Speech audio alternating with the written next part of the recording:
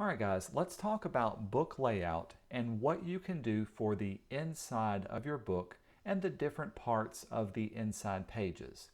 You can download a copy of this PDF from the Moodle page, but use it as a starting point for your research when you go into the library and look up your own books to find different examples. Remember, for this exercise, I want you to find a variety of examples from existing books and get ideas that you can use within your book pages. So here we go. The first thing we want to look at is the title page of your book. This is the first page of your book as soon as you open it up that usually displays the title of the book. But it doesn't just have the title, it can also have the author or even other information about the book, such as the publisher, the year it was published, maybe even who the illustrator or other information about that, about the text within the book. If you look at the title page of a book, in this case, this one's very simple, very boring and plain. You don't want your title page to look this boring because this is like the introduction to your book. You want it to be exciting and be the kind of thing that would draw the reader into the story and make them want to read your page. So a better example would be something like this. Notice that the title of the book is usually the largest thing within the book. There's also who the publisher is or who the author is, and any logos that could be associated with the publisher or the author or even the illustrator. Notice there's a hierarchy to it. So the title's larger, the publisher or the author is usually secondary or mama bear, and then the other information tends to be smaller than that. Comparing these two, it's no doubt you would want to read the one that's more visually interesting than something that's just very plain. So this is what I'm looking for your title pages. Title pages can have a variety of information on them, not just the text. They can incorporate images, and they can incorporate other decorative elements as well. Also notice that there's a variety of different text styles that are on this page. You've got things that are in italics, things that are all caps, again italics, and things that are all spread out. And there's no particular order that this has to go in either. You can have the title, the author, and then the publisher. You can have the publisher at the top, whatever works best for your design. Also, your title page can be accompanied by other illustrations on another page. It doesn't just have to be on one page. It can have multiple things, and it can even have a fun font that matches the style and design of your story and overall book. Here's Charlotte's Web. Charlotte's Web had a hand illustrated type for its design, E.B. White being secondary, and then the publisher being the tertiary, the baby bear information. Again, another beautifully illustrated title page just for this book. Title pages don't have to have any illustrations. You can have just text on here, but notice that even the text, in this case text having a sans serif type, still has a sense of hierarchy. The title is usually the biggest thing, the author is usually secondary, and everything else is much smaller, including the publisher and the date published down below. The second thing to look for is the table of contents. Now, the table of contents is going to give the chapter, and if there's chapter titles, sometimes books are broken into multiple sections, and also it needs to give the page numbers of where this starts. These page numbers can depend on the length of the text, and so sometimes they are placed beside the title page and sometimes they're placed elsewhere. Here's some great creative examples. Now this is a traditional kind of table of contents. Of course it says contents at the top and it's got the chapter title and the page that's on it, and you've got a runner of dots leading to this. Now just like with our table or our title page, our table of contents needs to be a little bit more lively and designed.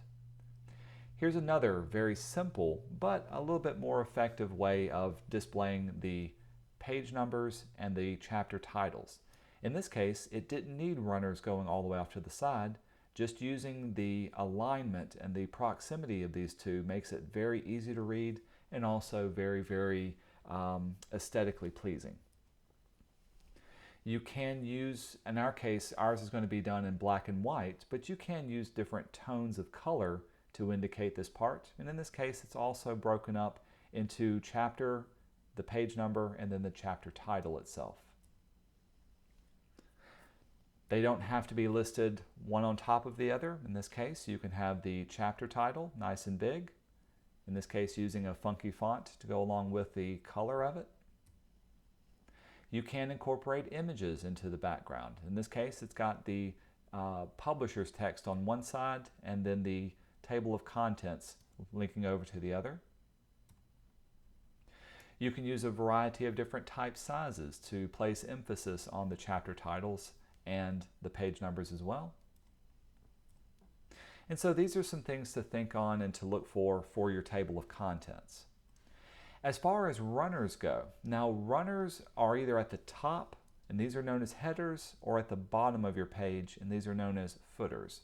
This is the information that tells the page number, maybe the author, the title of a chapter, or even the title of the book that you're working on.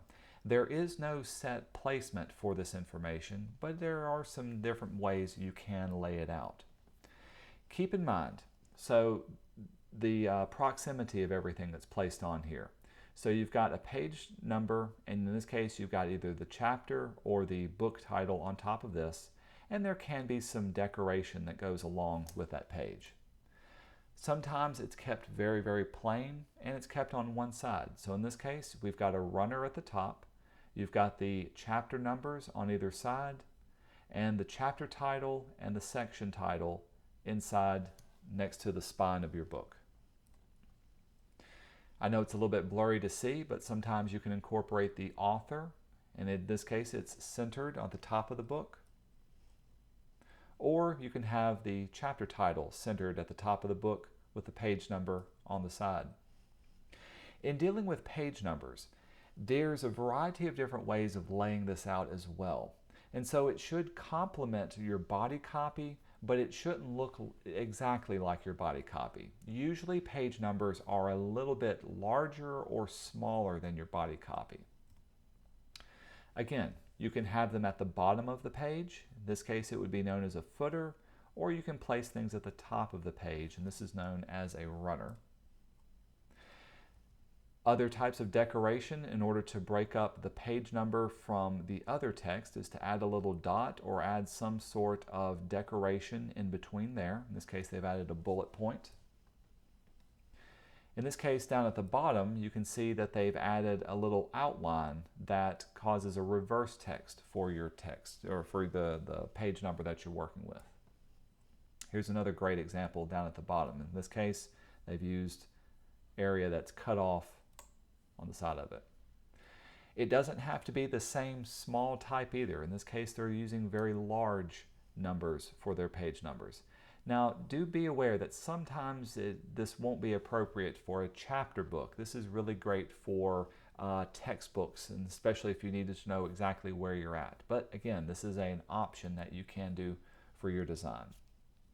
Chapter titles are the beginning of every chapter. And this needs to be the kind of thing that if I'm flipping through the book and I need to know exactly where a chapter begins or how to distinguish it from all of the other body copy within your book, chapter titles need to have their own individual design. Usually there's a lot of white space, meaning a lot of open area to indicate the beginning of a chapter. Here's some great examples. So in this case, it's just a basic layout for the design, but notice that there's a lot of white space giving a chapter or a unit or a section title at the top, and then it breaks into the body copy. Because of all of this white space, this is a proper introduction to the chapter that lets the reader know that this is where it's going to begin. You can incorporate images into it, and the chapter title doesn't have to just read all the way across. You can have the chapter title running off to the side. Also pay attention to how they start the body copy.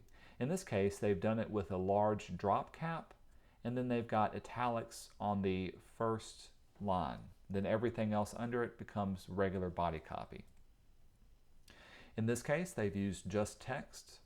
They've also put a little decoration underneath it. And then notice how they've done the first line or the first couple of words of this particular chapter. Again, large open area to start off your chapter. Here's another simple one, large open area, chapter number.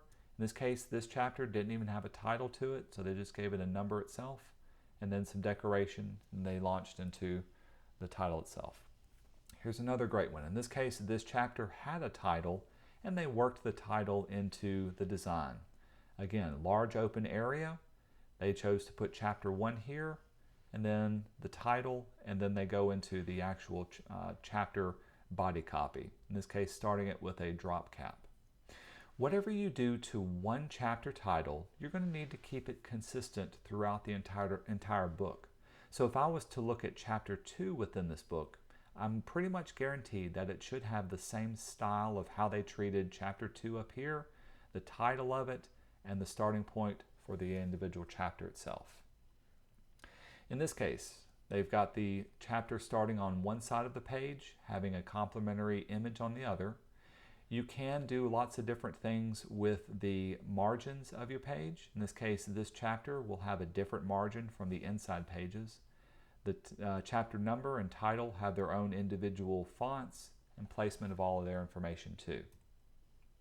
The final thing I want you to look for is how they treat the body copy within an entire page. Now, I don't have a lot of different examples, but when I say body copy, notice the size of the font that they're working with. Notice the margins on the page. Is there a lot of room or is there a little bit of room? At the top, the inside, the outside, and the bottom.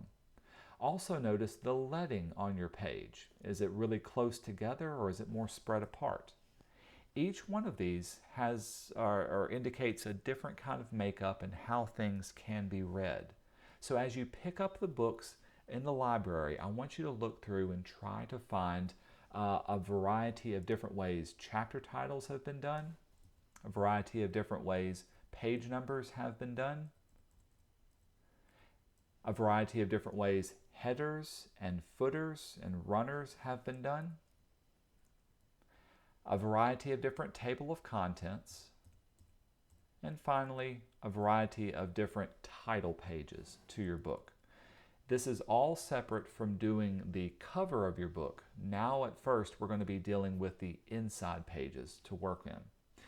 As you go into the library, take pictures of these different parts of different books. I want you to find at least 2 different examples of these different parts. You're going to upload these 2 different examples to the Moodle page. If you do find more, that's great, but I'm simply looking for at least 2 of these different things. I think there's about 6 different parts that you're going to work with, so I'm looking for at least 12 different images.